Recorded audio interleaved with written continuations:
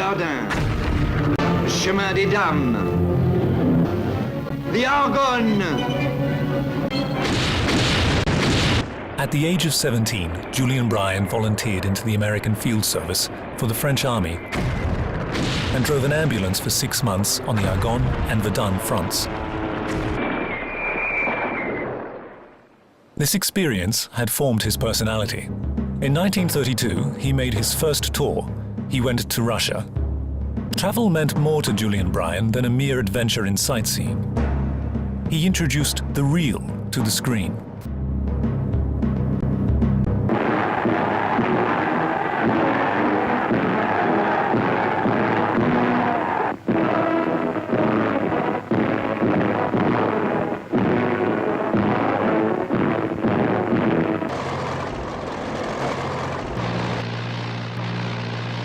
Soon he began to make documentary films, presenting unusual places and people.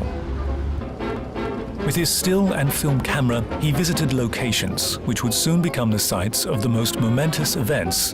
The greater adventure of his lifetime, which made him world famous, started innocently in Warsaw, capital of Poland.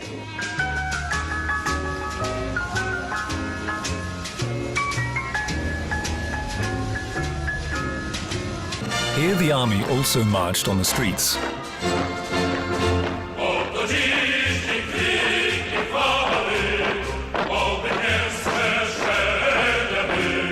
And was conducting military exercises.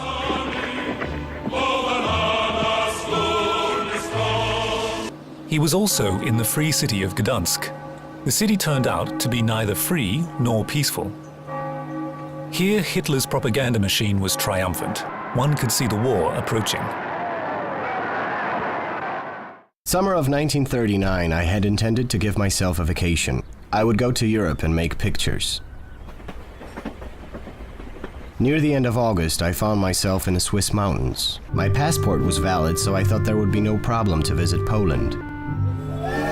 The morning of September 1st, I found myself in a second-class compartment in a train traveling on the route Bucharest-Warsaw. I didn't sense any danger. At the same time, at 4:45 in the morning, the battleship Schleswig-Holstein began to fire upon Westerplatte.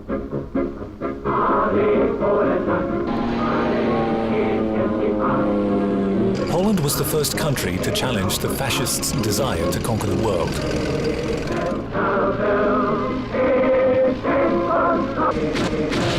Here, a tragic conflict began. Here began the Second World War. The same day, in a speech given in Berlin, Hitler said, "I will not make war against women and children. I have ordered my Air Force to restrict itself to attacks on military objectives."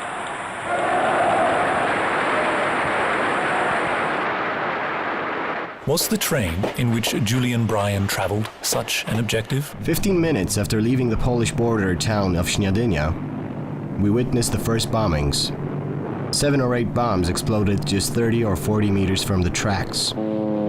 A few days later, we discovered that the first bombs were no accident, but the beginning of the most massive aerial attack in history.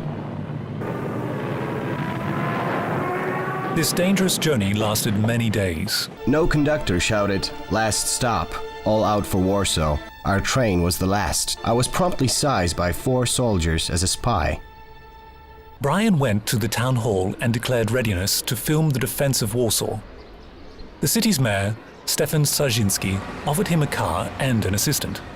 They then went to the streets of Warsaw to film the besieged city. Here was photographer's dream come true. I was in a city about to face perhaps the worst siege of all modern history. The Polish government, together with foreign correspondents, had left the capital. There were sandbags in front of certain buildings, paper stickers over the plate glass of store windows. I saw only a few closed stores. Streetcars were still running, but they were jammed. Even newspaper vendors felt obligated to continue their work. I filmed the preparations for the defense of Warsaw. Soldiers requisitioned civilians on the streets and directed them to construct trenches. Civilians and soldiers ripped out rails from the ground and used them to block the path of tanks. More than 100 streetcars were overturned. It seemed as if the enemy would have to conquer the city building by building. The first German divisions reached the city gates. However, the Germans were unable to surprise the defenders of Warsaw. It was difficult to defend Poland's low-lying terrain. The beautiful sunny weather also did not aid the defenders. If anything had backed in the battle against the powerful German war machine, it was the Polish artillery.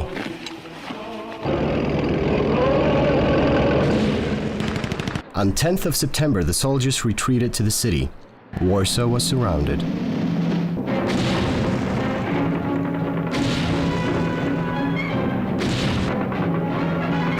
When Warsaw was surrounded and the artillery units had approached, for each bomb dropped by plane, there were an average of 50 to 100 artillery shells fired.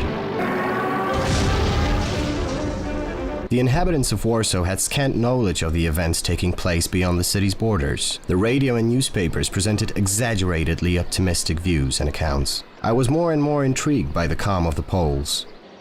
They were no bitter about the lack of aid from the English and the French, but they kept asking, "Do you think that our allies will not send us any planes?" Most aerial attacks on the civilian population were part of a deliberate plan to demoralize the entire population and to force a quick surrender. This was Hitler's plan, to terrorize millions of people. Hospitals bearing the sign of the Red Cross were bombed just as much as other buildings in the city. In the Holy Spirit Hospital, there were some 700 wounded. From the head nurse, I learned the details. She was on a constant shift, 7 days and nights. Patients were transferred as quickly as possible. The Germans mercilessly and with premeditation wanted for these wounded not to have a chance of being saved. Few could be saved. This hospital was hit 5 times the previous day. Every afternoon, the enemy squadrons launched firebombs. At night, entire sections of the city were in flames.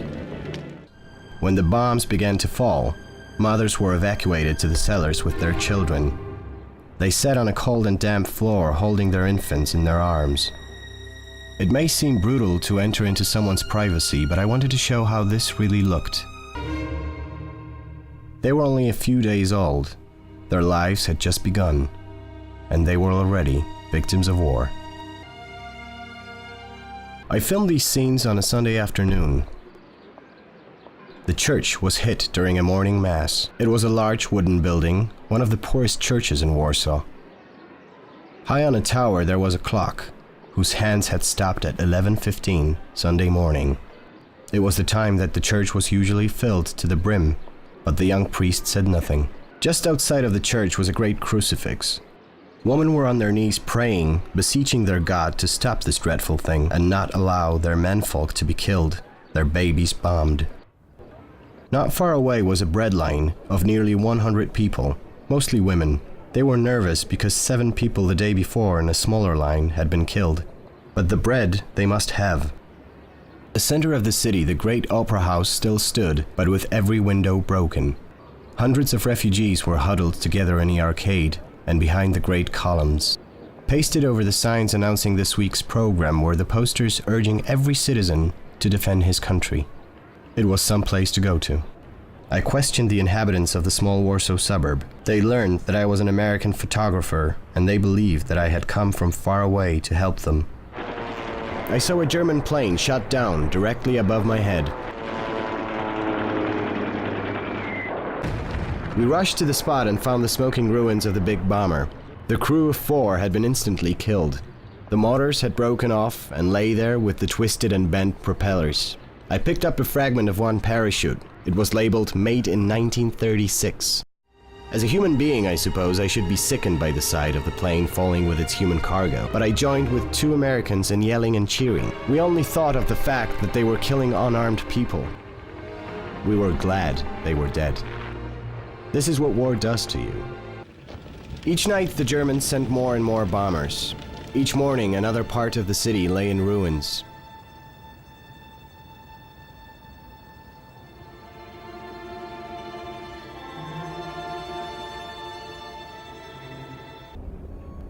Firebombs created thousands of homeless. The true siege had begun. almost 200,000 became refugees. Wherever one looked, the streets were filled with hundreds of people who moved on foot, by bike, pushed baby carriages filled with blankets and a bit of food. The majority of refugees, almost by instinct, saved blankets and pillows. A little girl offered me a piece of chocolate. Soon, I found myself shoving her picture of my 7-month-old baby. Contact with their comrades in distress gave them courage. I started to make photographs of a family whose house had been destroyed a few hours before by incendiary bombs. Distressed and godforsaken as those people were, with no shelter, food, or even water, they could still be kind to a visitor, a foreigner. Around the corner, a bomb hit a modern 4-story building. By the time I had arrived, the bodies of 14 women and children were discovered.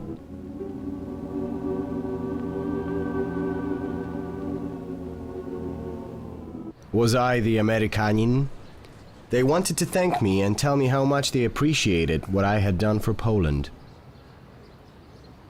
The hurricane fire of artillery and the strong aerial bombings caused more and more fires and damage.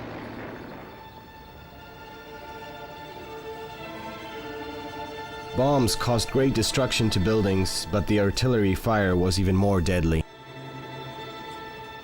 The royal castle was by now completely wrecked.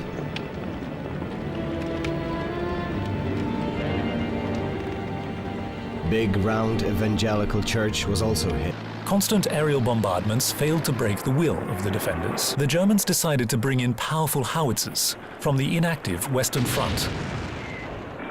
I determined that during those tragic days, around 20,000 shells fell upon the city. A new bomb emerged.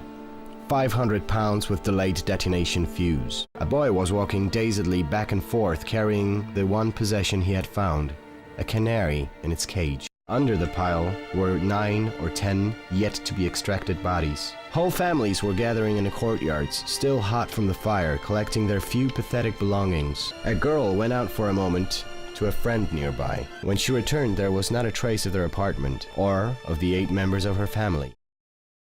In these ruins, around 15 people met their death.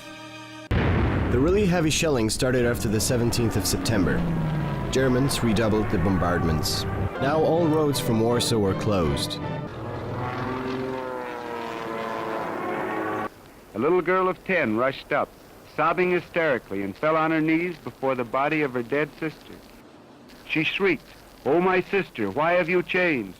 Why are you no longer beautiful?" These photos became symbols of the Germans' cruelty. Soon, they were to be seen by the rest of the world. I took her in my arms and held her close, trying to give her support. She cried. 2 accompanying Polish officers also cried. The main streets were now subject to gunfire from the light artillery. These bullets did not much damage to the buildings, but almost all were fitted with detonators and exploded at the height of 50 to 100 meters. Hundreds of bodies were found daily on the streets. They were usually buried near where they had fallen, by the sidewalk, in backyards or in nearby parks. I was at the embassy when the radio announced that for 3 hours hostilities would cease and all citizens with passports from neutral countries would be evacuated. Diplomats stayed in their private cars and went driving across no man's land. The rest of us started across on foot, each carrying his suitcase. Warsaw defended against the German invaders for 4 weeks, alone, without help from the outside. Its only aid in the confrontation of aerial and land attacks were its military garrison and the strong spirit of the city's inhabitants.